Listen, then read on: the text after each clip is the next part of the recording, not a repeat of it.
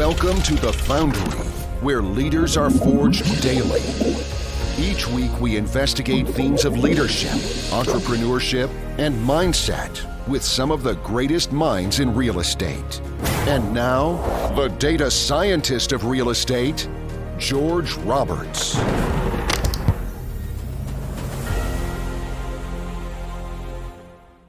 Welcome back, Foundery family. I want to thank you for your viewership and listenership. You have helped this podcast become what it is today. Without you, there is no podcast. This is the second of two highlight episodes consisting of the best moments of the first 127 episodes. We will resume our regularly scheduled programming on Monday. Enjoy. Catch you on the flip side. So I never wanted to be in a neighborhood where we're pushing people out and we're making it inaccessible in terms of rents and values. But two, as Peter Thiel would say, competition is for losers. And it sounds rigid, but we want a monopoly. So we've gone into the philosophy of becoming a market maker. And what that means is you go into a community that actually needs you, that has low competition, or the mass market in terms of investors are circling for safer, better quality schools, etc. Our investment thesis and our time horizon is over decades, not over 24 months or 6 months or quick flips. So we recognize that not only could we enter these neighborhoods and add value, but we could create our own comps and create our own, base. Best real estate advice that I had received was to treat your real estate investing like a business. Right? Don't treat it like a hobby. If especially I was in corporate America and had this side hustle that I was acquiring properties, I could just start buying them up and not really thinking about processes and systems that I was going to use in order to manage them.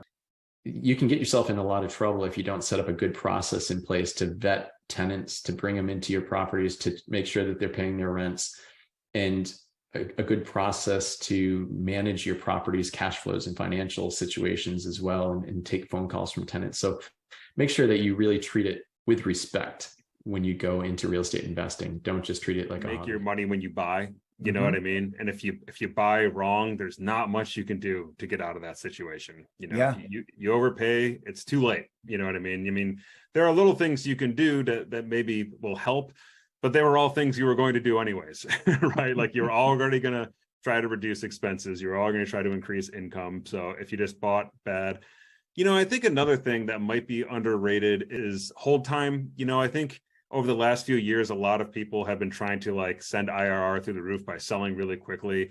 And I think there's a lot to be said in real estate for de-risking by holding longer, you know what I mean? And just embracing that real estate tends to appreciate. And I feel like it's one of the ways that people don't diversify. A lot of, I think, limited partners want fast turnaround. And a great way to diversify is in hold period. And you don't really find people who say, man, I really regret holding this piece of cash flowing real estate. My suggestion would be for individuals to start early on in their capital raising. Even if you don't have a transaction right now, if you've never bought one, real estate investment, just start networking with individuals, create your story about what you're planning to do and share that with people so that they can see your path to success. In corporate America, I think I was very good always about just meeting new people, connecting with them, following up with them, trying to meet with them live, at any opportunity I had. That network of individuals that you meet now, today, will have endless value using other people's money with your investments. In the future, you're always going to have a need for other people's money at some point in the future if you're going to grow your real estate business. So start early, go to networking events, be out there and share your story. Don't be shy about talking about your plans to invest. What are you investing in? That would be, my biggest recommendation is people say, hey, I want to invest in real estate. The first thing I say is, how much money do you want to make? Because ultimately I find that it's difficult or people have had difficulty quantifying what success looks like. So in business, we call them key performance indicators, KPIs. And I find that that's the first place to start. What are your KPIs? What is your time horizon? In real estate, it's like a flavorful, melting pot. You could be a wholesaler, you could be a syndicator, you could be a residential. And I find that you don't want to be pushed and pulled in all types of directions when you're going to, meetups and investment clubs, etc. So it's really about just reverse engineering. Where are you going? How do we want to get there? And then how do we quantify it strategically? And then from there, we typically advocate, I call it a business plan, but really it's an investment strategy or an investment thesis.